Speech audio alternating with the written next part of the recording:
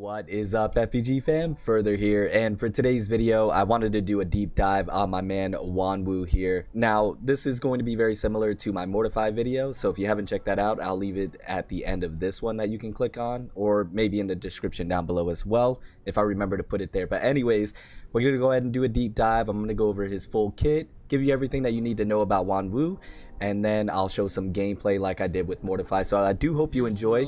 If you do, drop a like, sub if you're new. I would love to have you stick around, join the FPG fam.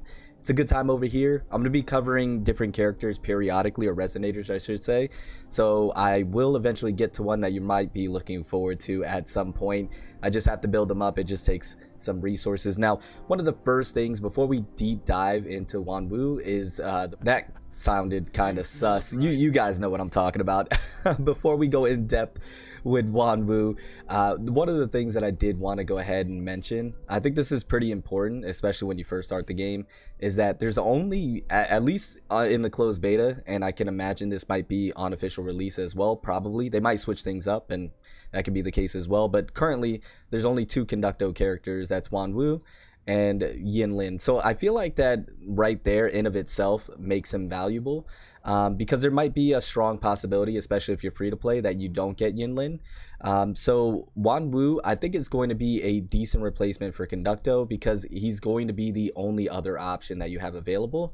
But not only that, he's a strong resonator in my opinion, and we're going to go into the reasons why. So let's go ahead and hop over to what I have for him stats wise. I'm not really going to go into detail like I did with Mortify with the stats, because I think it's irrelevant. I don't have the proper build for him just yet. I need to get more into the end game to start really caring about the stats per se. I'm looking at them, I'm making sure I'm building things the best that I can, but I really don't have the resources to allocate to making sure that the stats are optimal the best way possible, because I'm still more in the beginning mid game trying to get to that end game where we start min-maxing builds. But you can see right here, HP, attack, defense, crit rate, and I have him level 32 out of 40, and I do have 1 star on him. Now he is a gauntlet user, which is really cool, so he's going to be throwing fisticuffs as well as fist-of-feats.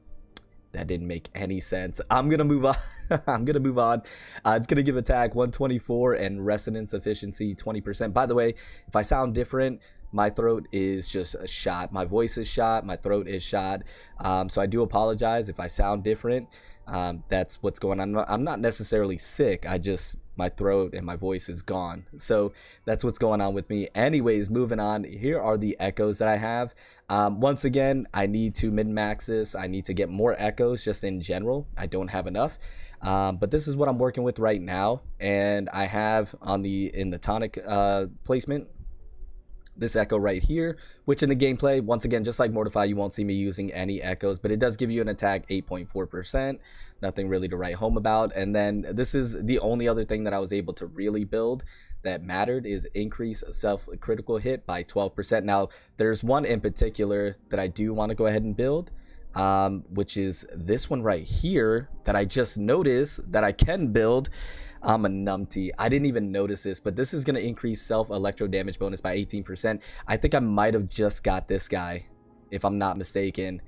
I must just recently have gotten him, because I didn't have this beforehand. So I might do an updated video on this with some new gameplay of Yuanwu with this set, because this is probably going to be more beneficial. But the critical hit is nice nonetheless, right? But the one I was really referring to is this one right here for the Storm Overture. It's very much like the Mortify one with the Fusion, I believe, where it's going to increase self electro damage bonus by 25%. I just don't have that last one, which I'm assuming is the boss, the Conducto boss that I need to get. But you need to increase your terminal resonance to a certain degree to be able to get those bosses. That's for another video for another time. So that's the echo set that I'm working with.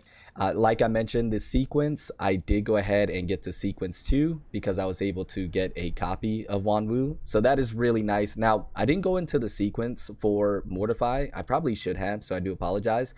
But basically, the sequence is very similar. It's like a blend, in my opinion, of Genshin and PGR.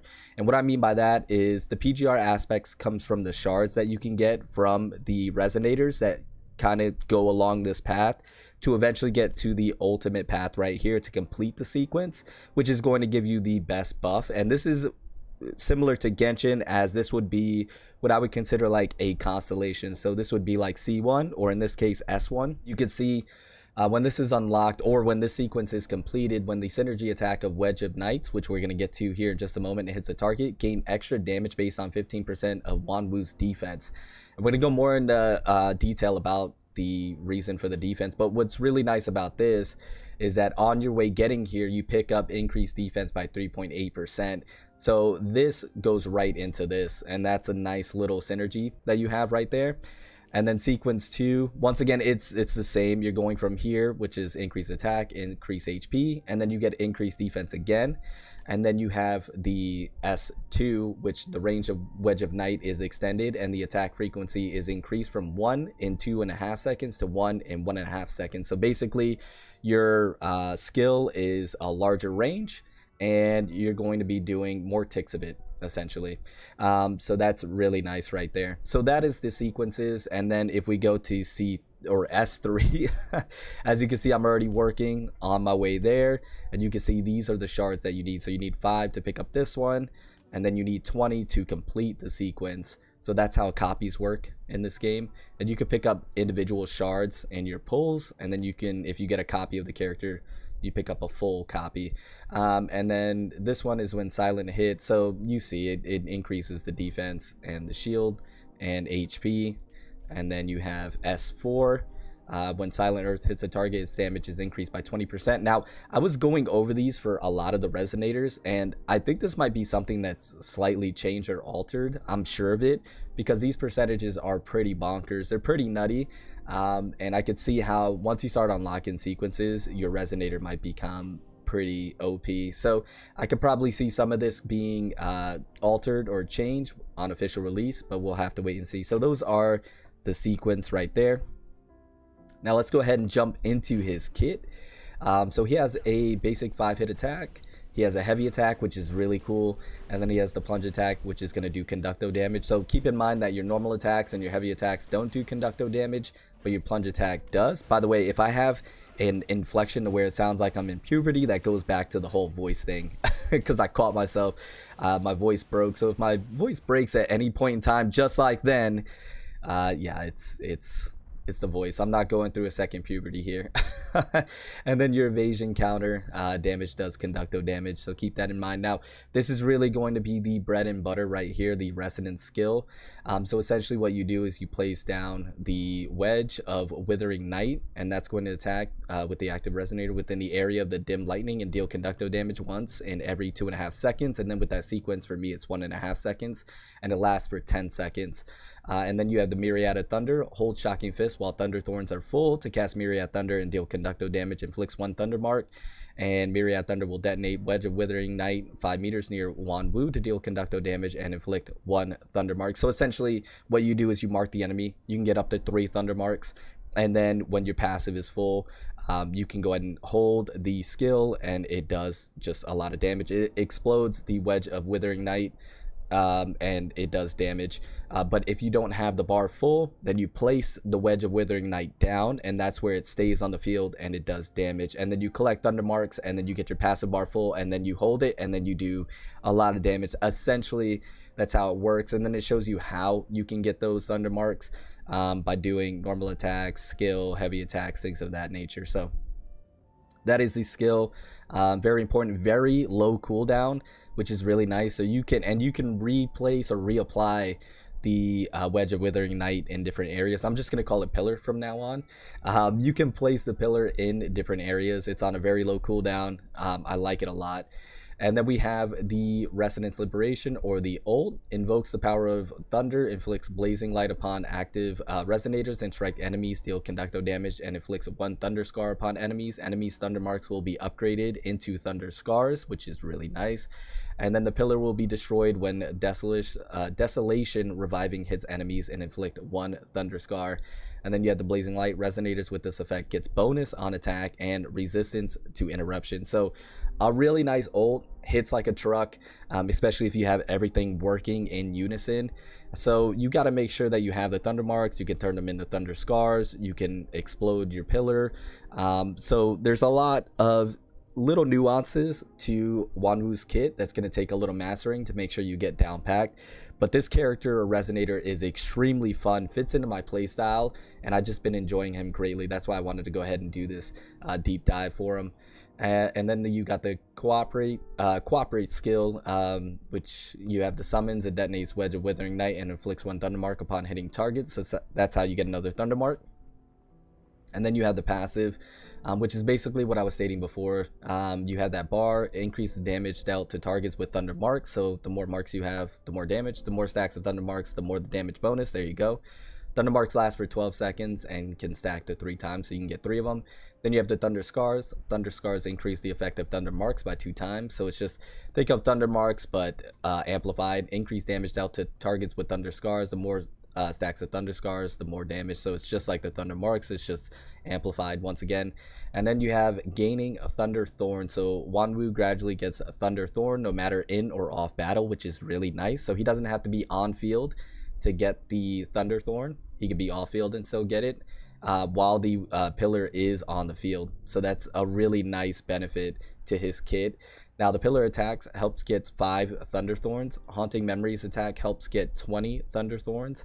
When Thunder Thorns are full and enemies are knocked onto the Wedge of Withering Knight by Yuanwu's attack, Wedge of Withering Knight is detonated and deals Conducto damage, inflicts 1 Thunder Mark upon enemies. So really cool passive right there. And like I mentioned, Yuanwu with the defense on his sequence tree and then wanting to build his defense up so that way you get more damage makes him a tanky character, or resonator once again I should say. It makes him a tanky resonator, so that way you can take hits and not be too afraid of that and still be able to dish out damage. So that, I think that is also another reason why I like his playstyle so much. So that's basically Yuanwu in a nutshell, all his kit and what he's bringing to the table for you. So in the gameplay, I'm going to go ahead and show you solo of the Inferno Rider, which is only, when you see the gameplay, it's probably only my 4th or 5th time taking him on. So you see a little struggle, but it's still a solo with him. And then I take on Crownless solo with Yuanwu, and you can just see how cool he is, his animations. He throws his hats, he uses his feet, uses hands. He's just a really cool character. His ults is awesome. He's tanky. He does damage. He's a very well-balanced character in my opinion, and a 4-star nonetheless, if I didn't mention that earlier. So I do hope you enjoy the gameplay. Let me know your thoughts down in the comments below, and let me know who you would like to see me do a character breakdown or deep dive for next. Thank you guys so much for all the support. I do truly appreciate it, and I'll see you all in the next one. Remember to stand out, be different, have fun, go further beyond in everything that you do. My name is Cody. You call me further. I'll see you all in the next one. Bye, guys.